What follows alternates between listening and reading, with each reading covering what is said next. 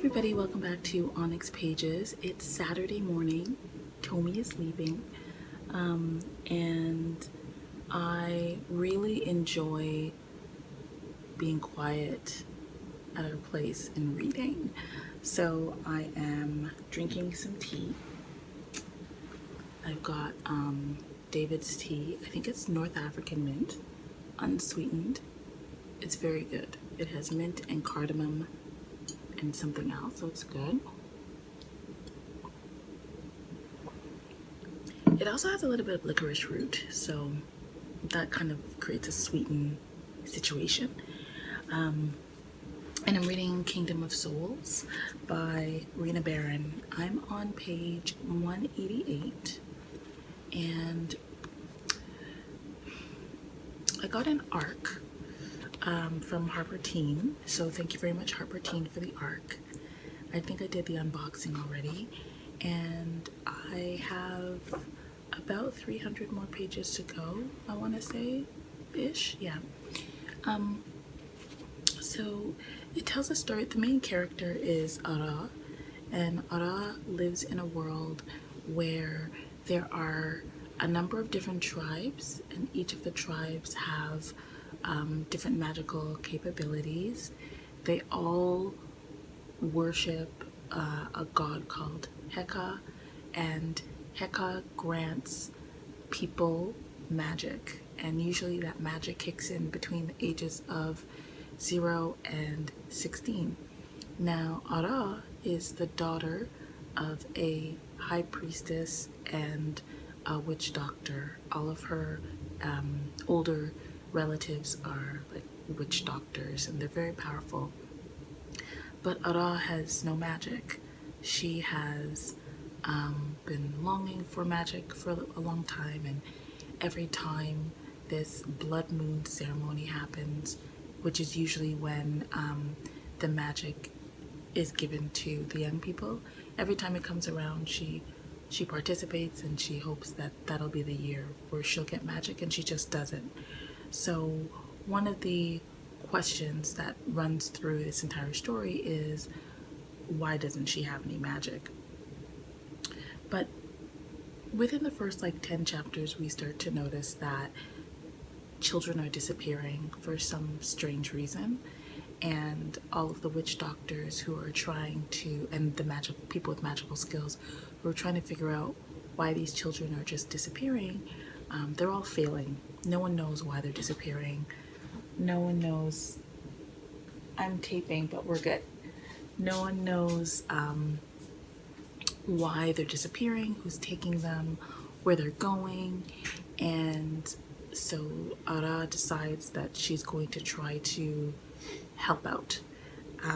So I'm at the point where she is trying to figure out what she can do to assist. And of course, it is a YA fantasy. It is loosely, it's based somewhere in, I think it's supposed to be somewhere in Africa, but it's a reimagined Africa, or a reimagined place sort of loosely based off of Africa. There's also a demon king. I'm just reading the back. There's a demon king, so this isn't a spoiler. That's potentially awakening. So who's this demon king? Why was he sleeping? What's he gonna do when he gets up? So far, it's okay. It reminds me of, it's got some tropes in it that, they don't really inspire me that much. So some of the tropes are like the girl without magic, girl gets magic, why doesn't she have magic, that kind of thing, or magic being something that that gets bestowed upon you, that only some people have it, some people don't. Like, that idea is not really one that is attractive to me. And partially that's because I think that everybody has the potential to access magic from within, and once magic becomes a commodity, then it can become bought and sold and used and abused, and it becomes like currency, right? It can be withheld from people and granted to people, and it can just be another tool to exert power and influence over people. And that's happening here. And that's also happening, that also happened in Children of Blood and Bone in a way. So this whole like magic as currency thing that seems to be getting done in some of the YA novels that I've read, I'm not really a fan of it. I much prefer magic that's collectively accessible, and that the challenge is how the person is able to surrender to the magic within them, or to access the magic within them, as opposed to it being something that comes from a male god, or a priest or witch doctor or whatever. So anyway, so I'm gonna definitely finish it, and then we will see how my thoughts change. I'm gonna try and make this into a reading blog. I'm hoping that I'll be able to finish this today, and yeah, we will see.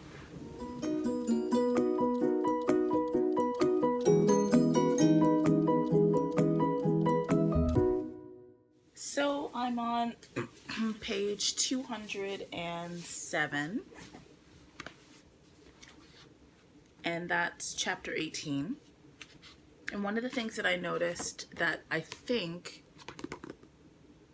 is interesting about this, I was gonna say that it's unique about this book, but I don't think that it is, because I think it's a theme that we see in a number of different books. But one thing that I appreciate about this book is its exploration of the mother-daughter relationship and toxic mothers.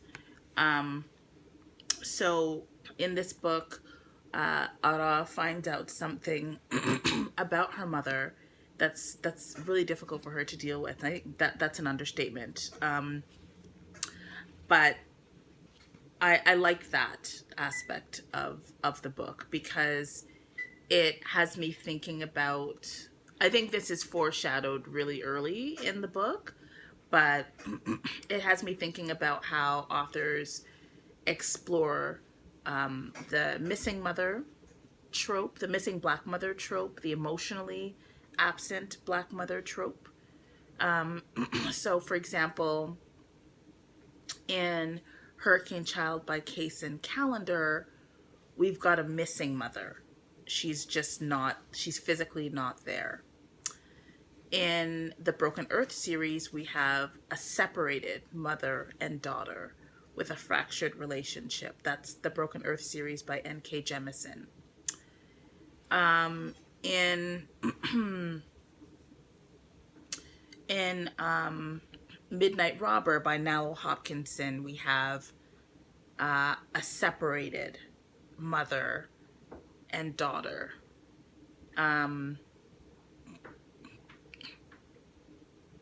I want to say, I don't remember the plot exactly, but I want to say that in The Poet X, we have a fractured relationship between a mother and a daughter. In American Street by Easy Zaboy, there's also something about the mother there. And I wonder if the mother has passed away. I'm not sure.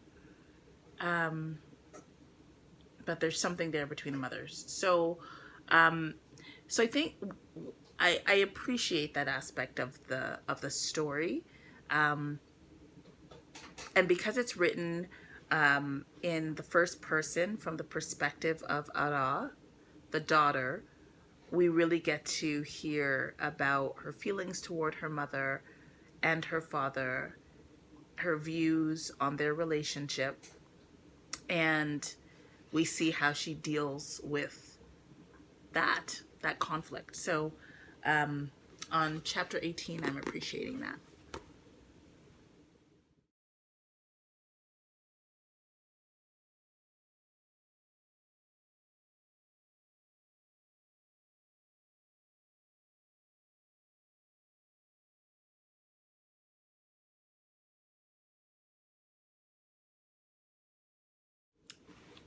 Okay, I'm on part 3 now, of Kingdom of Souls, as you know. Page 278 of 1,670,45 pages.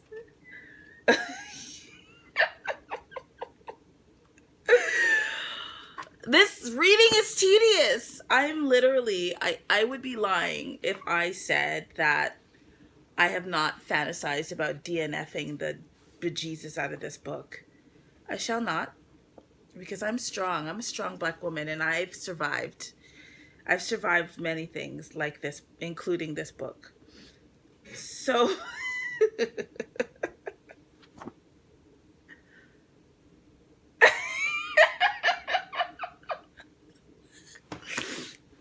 so I'm having some difficulties. I'm having some difficulties, and I think part of it is because um, I just I just need, you know, I need for there to be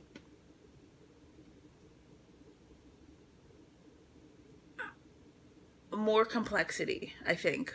What's happening now is that I'm waiting for the inevitable. Like, I'm waiting for a mystery to be solved, magic to be awakened, a battle scene, and for the protagonist to win, because that's obviously what's going to happen. And I just need it to happen. I don't care for all the little sub situations that are happening right now. Um, and I'm not sure if this is a pacing issue or what. Like, this book is 483 pages, and it really should have been a nice tight 300.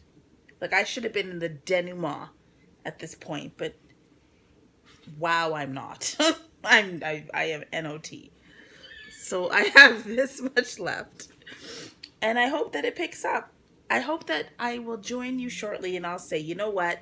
And Jerry of the past was just an impatient fool because this book was 5 stars. I want to be that person. I want to be that woman.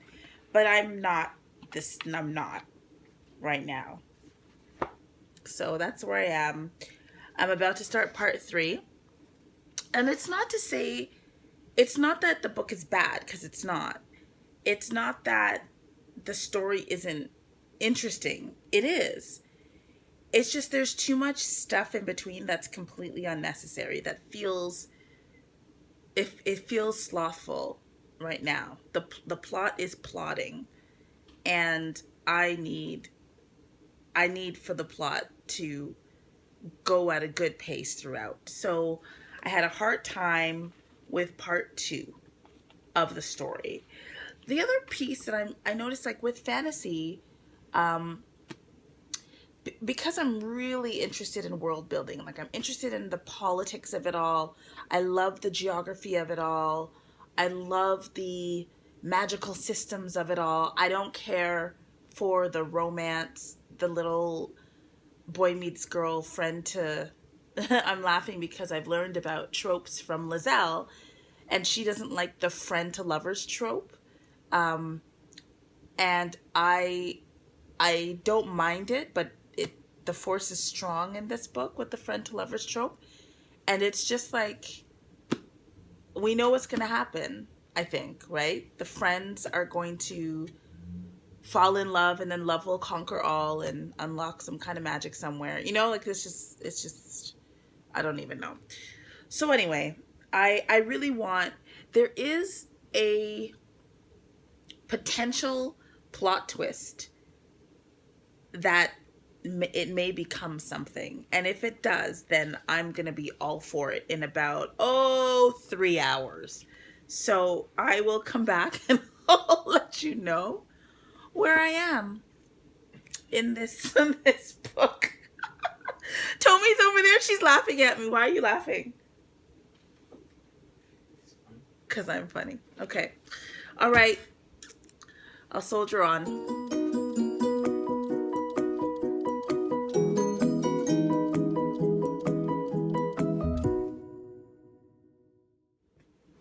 Okay. So I just finished chapter 24, which was a great chapter. And this is an example of pleasing reading. So this chapter was 2, 4, 6, 8, 10 pages. And this chapter allowed us to see Ara's strength and her willpower and what she will do for justice. One of the things I enjoy about her character is that she is brave. And even in the face of the unknown. So this was a nice, tight chapter, a great start to part 3. And it gives me hope. I'm also filming, just so that you know. Did you know that? Toby's got this, she's got this. You can laugh out loud. She has this like commentary running. So I'm hoping that it gets better. Okay, me too.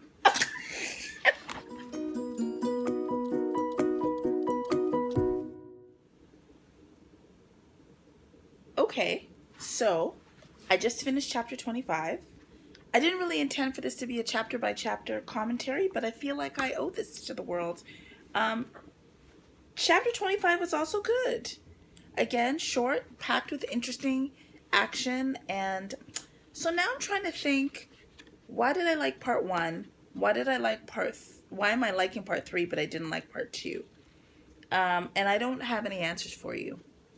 But maybe that will become clear as I move on. And I'm on page 298. And it doesn't feel like this book has a zillion pages. It now feels like it actually has 481. So let's see how the next 200 pages work out. I don't know. If it keeps up this pace, this actually might graduate from I'm plucking my eyeballs out to some calories and stars. So we'll see.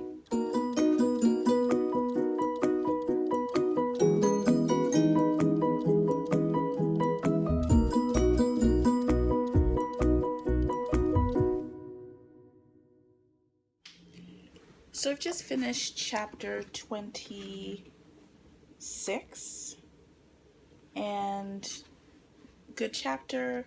What I think I realized about part 2 is that part 2 seemed pretty predictable for me, and it didn't really offer that much to the plot, except to change the setting. So a new character has been introduced to the plot, and that character is unpredictable as well. And also her motivations aren't clear, and they're probably inconsistent because of her level of maturity. So I think I'm back into liking this book.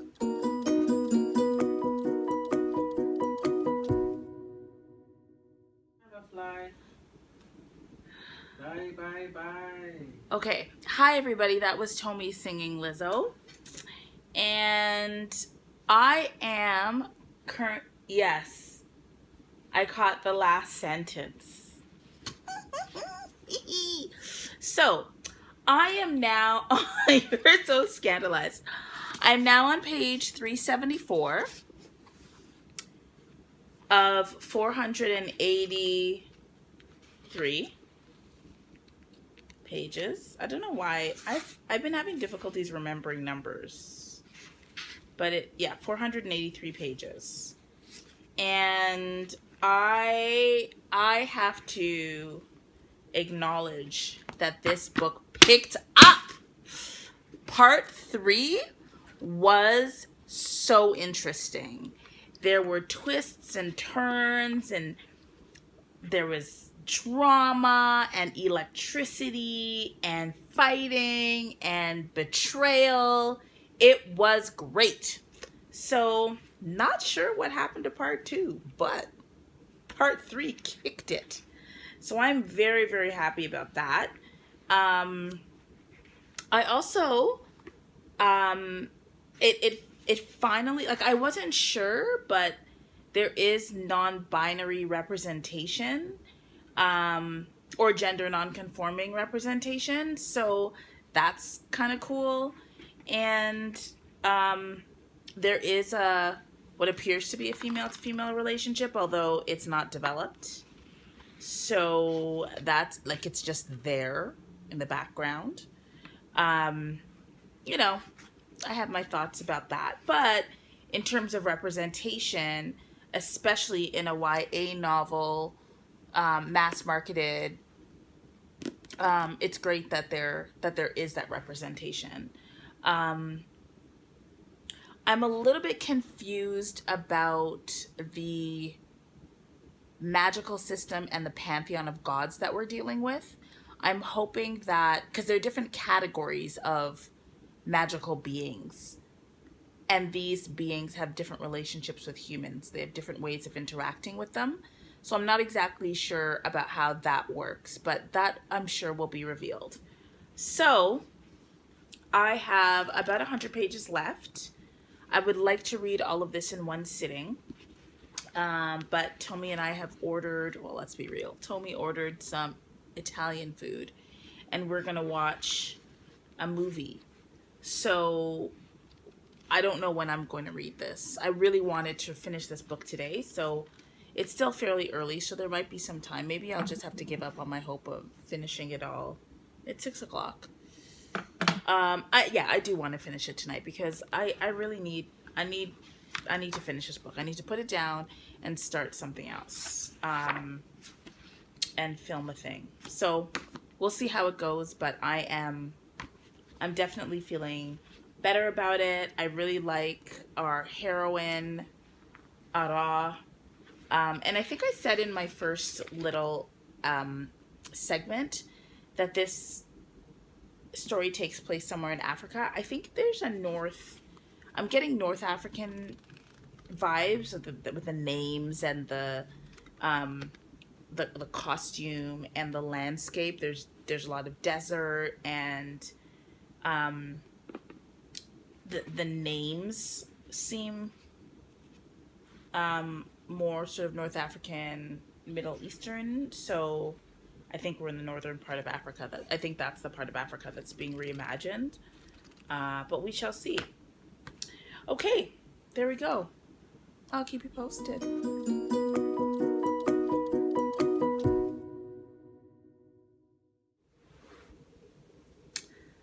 Hello, everyone. So I have finished Kingdom of Souls. It is 10:41 p.m. I'm very happy that this has been a marathon read. Okay, so I've got my 7 calorie shell rating system here, and I'm going to go through it.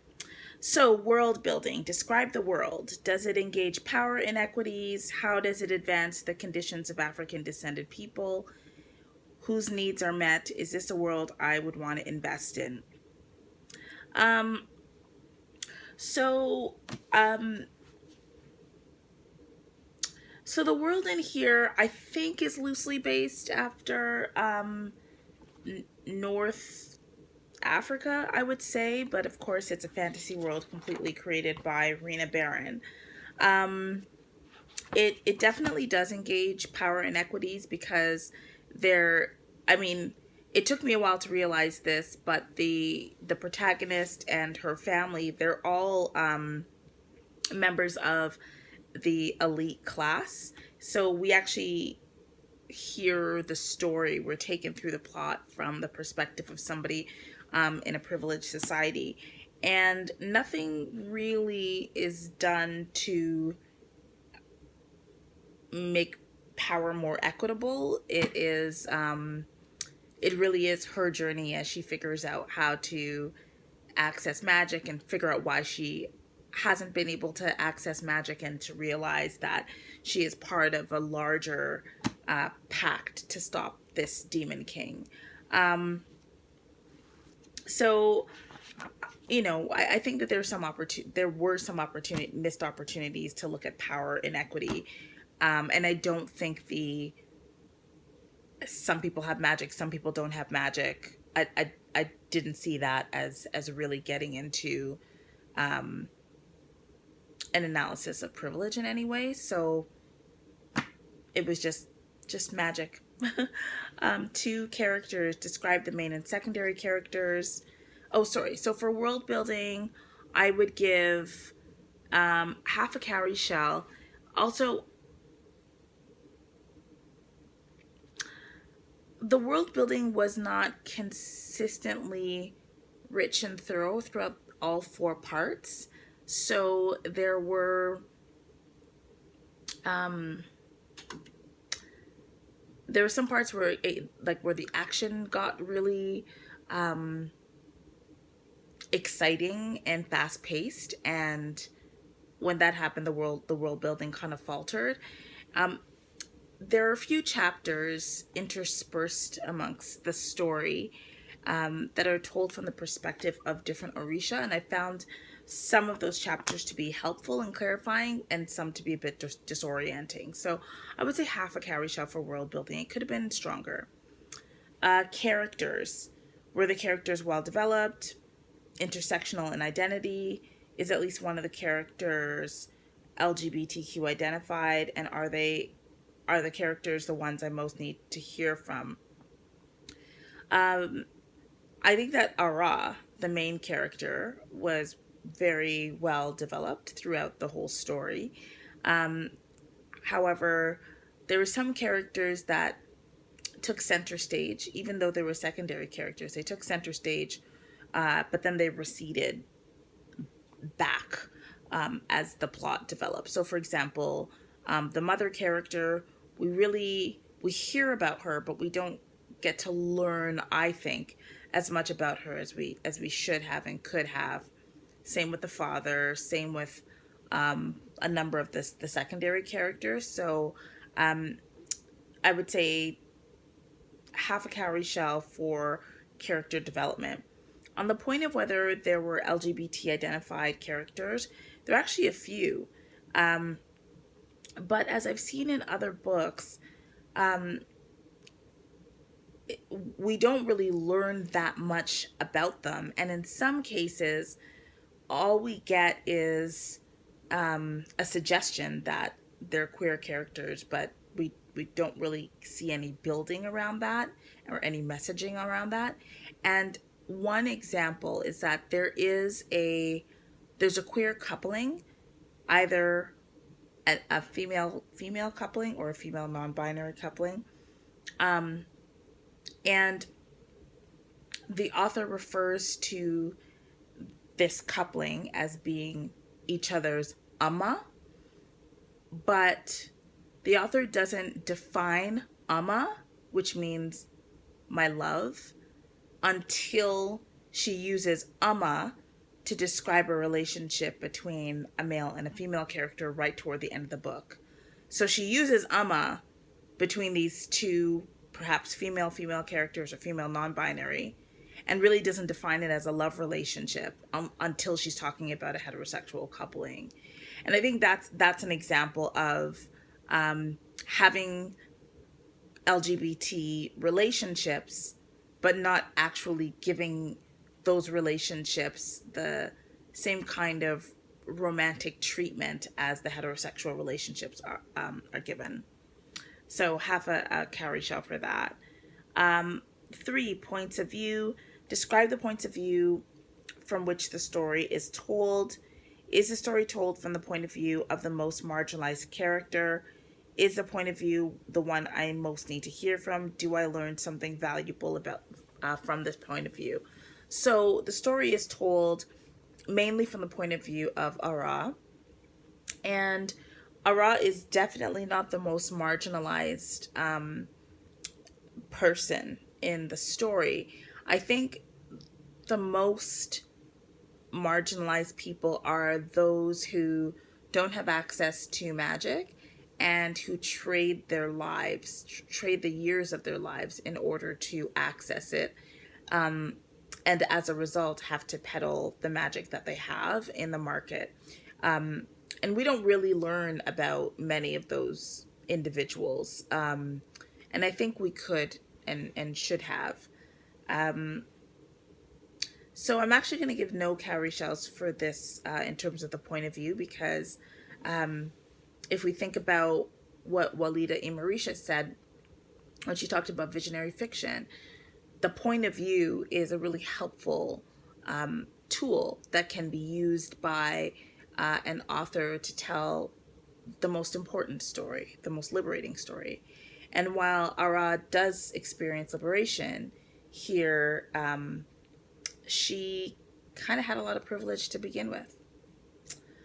Relevance. Describe the conflicts, themes, and problems in the story. Is the conflict, theme, or problem thoroughly examined? Is it relevant? And does it invite an important change? Um, so, really, at the end of the day, I think that this story is about gods manipulating humans at on one level, and I think that's entertaining, but I don't know that it is particularly relevant to me. There also is a question about, how does a girl find her way, and can her strong will be a superpower? And even though, human beings are interacting with these supernatural creatures, should they still survive? Even though they might not be as powerful, right? Like, I think those are some interesting questions. I mean, I would say half a cowrie shell for relevance. 5 options. Describe the possible solutions offered in this story. Do the options challenge power inequalities? Does the chosen option lead to a more just world? Have I learned something valuable from the choice? At the end of the day, there is some sacrifice that happens. But I kind of feel, and maybe I need to think about this more, but I don't feel that this story really resolved, or that all the conflicts resolved in the ways that I needed them to. So I feel like it sort of left things a little bit open. So I'm actually going to say 0 cowrie shells for options. 6. Otherworldly elements. Describe the elements in the story. Did they cause me to reflect? Are they super cool? I will give a full cowrie shell for otherworldly elements, because the magic was really interesting and really cool. There are lots of different kinds of like magical supernatural creatures with different kinds of magic. So I won't spoil it, but needless to say, that really kept me. Especially, it got me in parts 3 and part 4. Those parts with the battle scenes and the different use of magic, different kinds of magic, really, really cool. So a full cowrie shell for that. And I'd be interested in how that develops, how the magic develops if she continues to write in the series. And then 7, overall reading experience. Was it enjoyable, edifying, engaging, and entertaining? Part 2 was not, but part 1, part 3, and part 4, and part 5 were entertaining. The only thing that I didn't enjoy about this, and I felt the same way about Children of Blood and Bone, was the romance. I'm just tired. Like, I really like stories where I'm not, I really like stories where about girls and young women where they're just not distracted by some boy. And I feel like, again, in this story, there are these moments where she's like, "Oh, I have to save the world. I have this big mission. Oh, but look at his midnight eyes, and the curl of his hair, and I really want to kiss him." And I'm just like, really? don't you really want to save the world though? Like, isn't that more more important? And I guess I don't know. I just came off reading Gods of Jade and Shadow, and I feel I really like the way Sylvia Moreno Garcia dealt with this like feminist protagonist, where there might be this, there might have been some kind of romance or tension, but it just didn't take over. Like this main character, she just gets dizzy with her crush, and I'm like, ugh, you have bigger fish to fry, friend. So anyway, where are we? Tommy, help me out. So half a carry for world building, half a carry for characters, 0 for point of view, half for relevance, half for options, 1 for otherworldly elements, and for the overall reading experience, I would say half. What's that? Okay, so 1, 2, 3,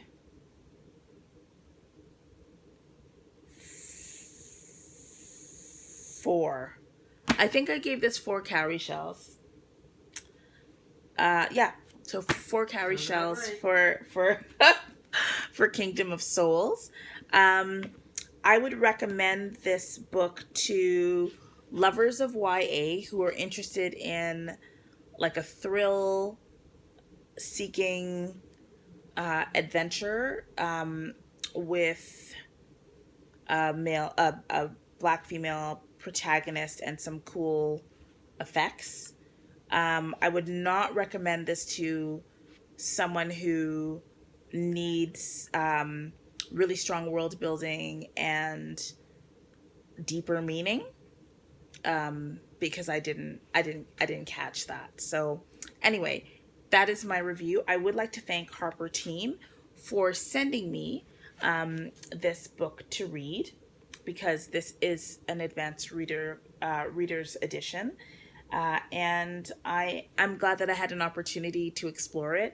It is helping me think about how I approach YA and science fiction. Well, this is not science fiction, but fantasy, where the characters are all black. I will say something about the black characters. I would agree with some other criticisms that there definitely is a preference for light skin. So I definitely noticed that the characters with light skin or loose curls were described as more beautiful. And that was something I definitely picked up. And there's just this something about light eyes and like glowing eyes that were really interesting for the main character. So yeah, that's what I gotta say about that.